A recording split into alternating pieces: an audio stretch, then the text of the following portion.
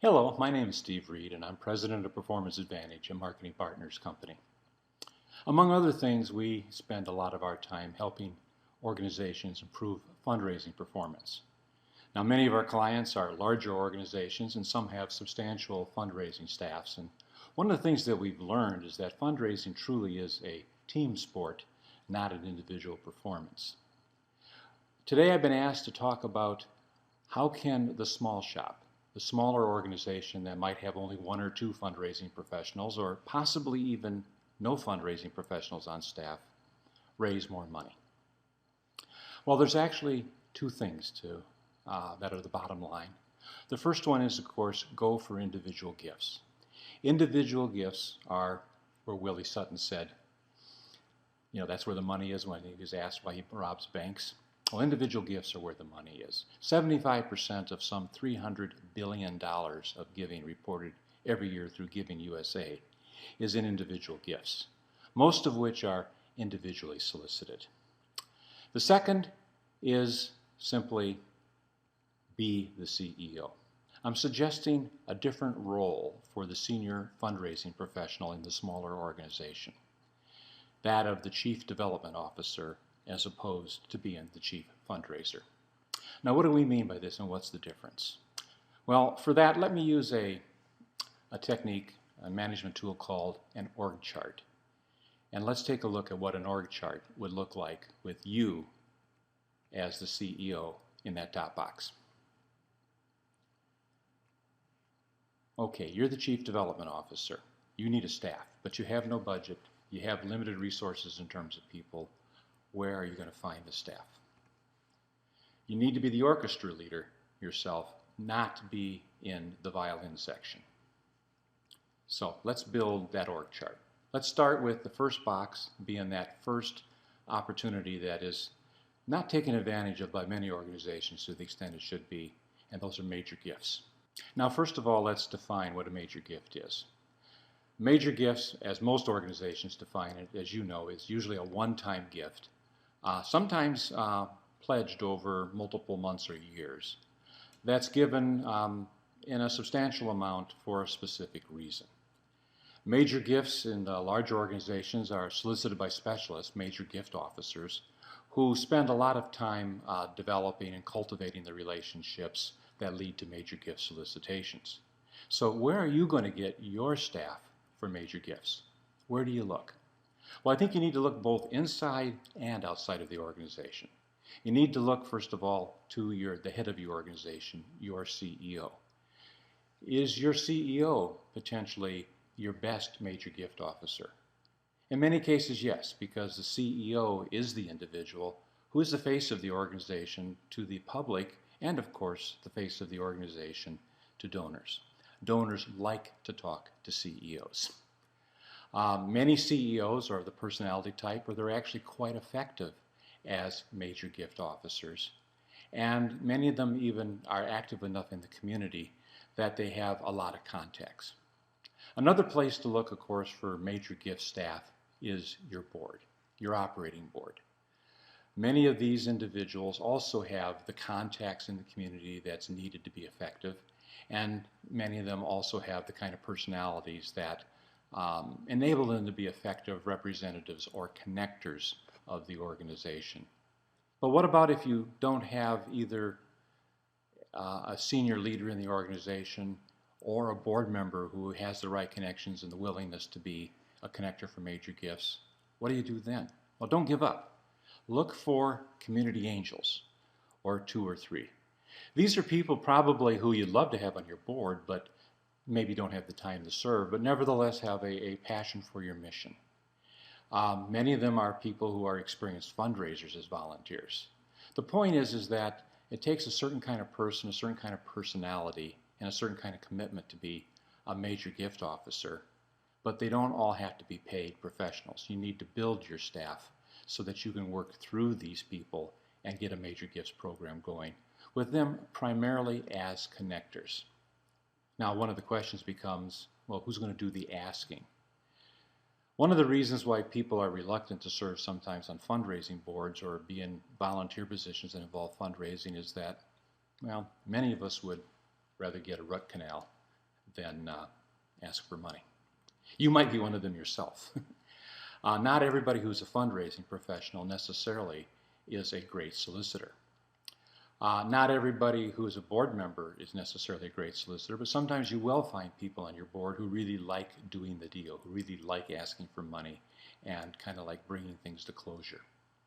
If so, specialize them in that work and use the rest of us as connectors, people who get us introduced to the right people. And nobody really objects to being a connector. A connector is something that almost anybody can do. But let's not stop with major gifts. Let's build this org chart a little bit further and get your staff larger. Next area to look at, the next box, is something called annual gifts. Now, when I say annual gifts, a lot of people in fundraising immediately think of the annual appeal letter or direct mail, things of that nature. What I'm talking about here is something that is really a first cousin to major gifts. We're talking about annual gifts that are of substance, that are individually solicited, but they are solicited every year. Usually an annual gift is a smaller gift than a major gift, although a major gift pledge and an annual gift amount sometimes get very close to being the same. But the point is that an annual gift has to get given or asked for every year. Now, where are you going to get the staff to make all of this happen? Well, again, your board is a good place to look. The fact of the matter is that every board member should be a connector.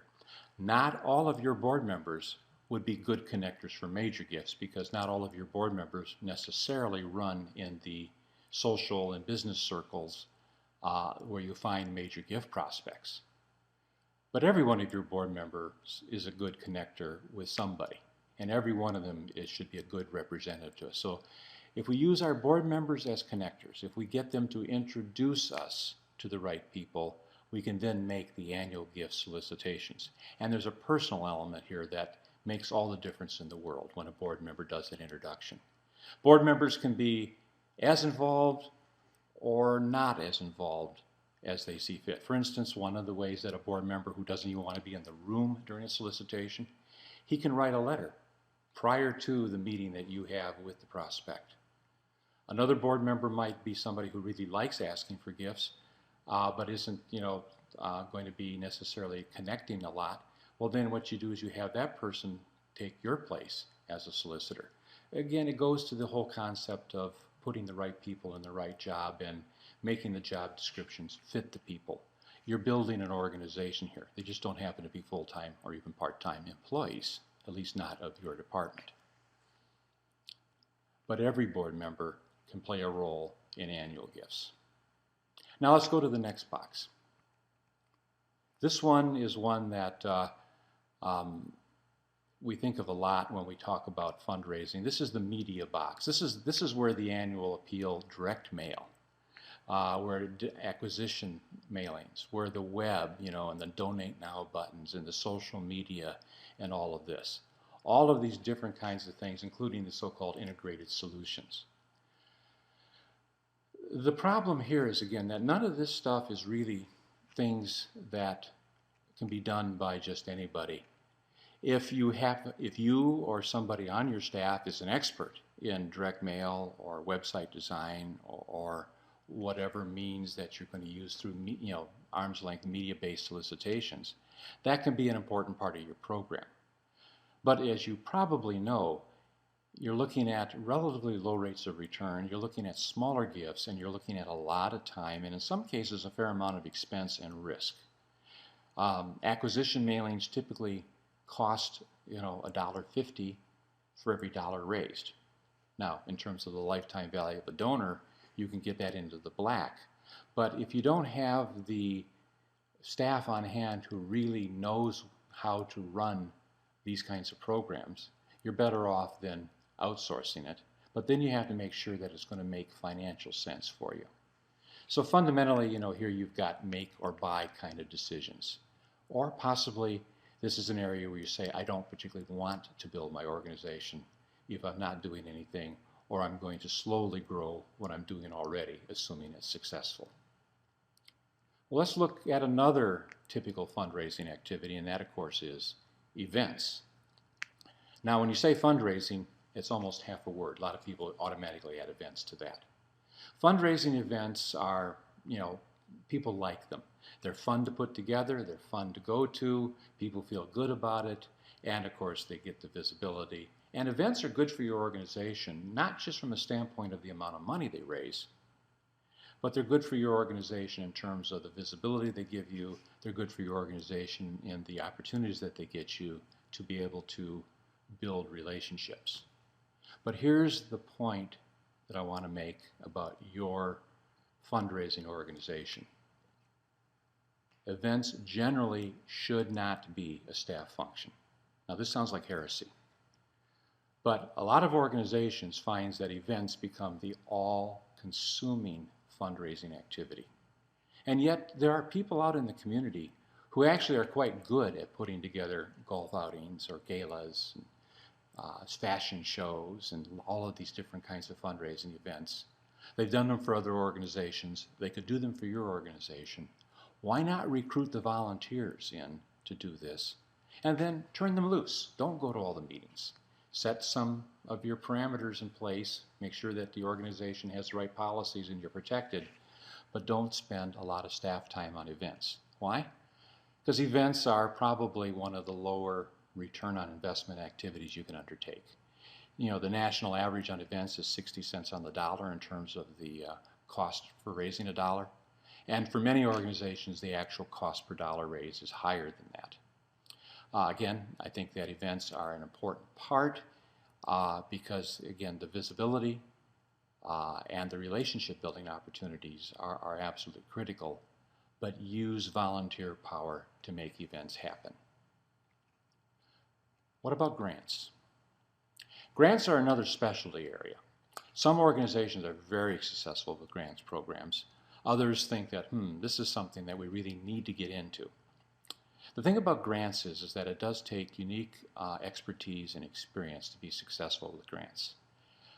It also, by the way, means that not only do you have to get the grants, but you have to manage the grants for compliance and all of that, or else you'll never get the second round of grants. And that can be a real time-consuming burden. Fundamentally with grants, the first question you have to ask yourself is this your area? Is this right for your organization? Are there a lot of grants available? Is this an area where you have the expertise? Or is this an area where if you are going to pursue grants, do you need to look at outside expertise? That's another answer, of course. This is not an area for volunteers, by the way. This is an area where typically you will, if you're going to use outside expertise, you're going to pay for it. But there are some pretty reasonably priced freelance grant writers out there, and there's some consulting firms that can help put together a grant program. So that's something to think about, but you have to really think long and hard. Is this your area? Well, there's room for one more thing on the fundraising chart here, this org chart. And that would be that last box, but really not least, and that's stewardship. This is the area that is too often neglected. We hear from donors when we do research things like, I never hear from these people other than when they're asking for money. They ask too often. They don't tell me what they're doing with my money. I don't feel like I'm part of the organization. All of this is important because stewardship is all about repeat giving. Some recent research indicates, and this comes out of Canada, some recent research indicates that 2 out of 3 new donors do not renew on the average with the beneficiary organization to which they gave the gift. It sounds like a lot of people are shopping. They give a gift and then they move on and they give to somebody else. Some other research indicates, though, that 70% of the people who give a second gift, who come back the second time when they're asked, will then become long-term, over and over again, loyal donors. So there's a huge opportunity in getting that second gift. This means following the rule of 7, the rule of 7, which is ask 7 times, or excuse me, don't ask 7 times, but rather say thank you 7 times between asks, and usually in 7 different ways. You need to have programs that make people feel part of your organization. They have to meet more than just you or the board member that brought them in. So you really have to put together a good, well-planned annual program. But once again, we have no staff to do this. But we can create a staff. First of all, this is an excellent opportunity to create a committee of 2 or 3 board members who have the wherewithal to put something like this together. You may need to work with them, in order to get it set up, or even bring in a consultant to get it set up. But a board committee can run an annual ongoing stewardship committee quite effectively with a minimal involvement of your time. The CEO and the leadership team needs to be engaged because they need to be the people that are interacting with the donors when we have events that are stewardship events. And they need to be visible in the community and that sort of thing. Every board member, just like every board member should be a connector for annual gifts, every board member should also be part of the stewardship effort. Board members can do things like write thank you letters on their own letterhead.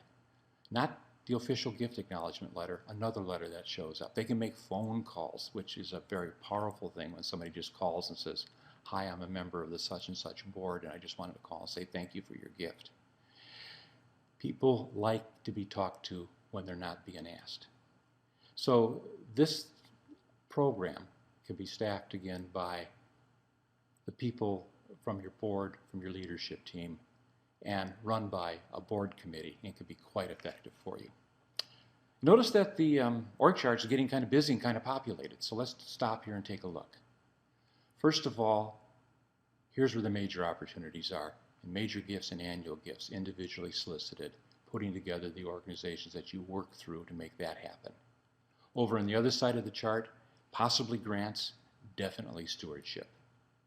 The thing to remember, of course, is that this is your opportunity to be the orchestra leader, not the first chair. You need to really be the Chief Development Officer. So I want to thank PSI for this opportunity, and thank you for your time. I'm Steve Reed, and I'm asking you to be the Chief Development Officer.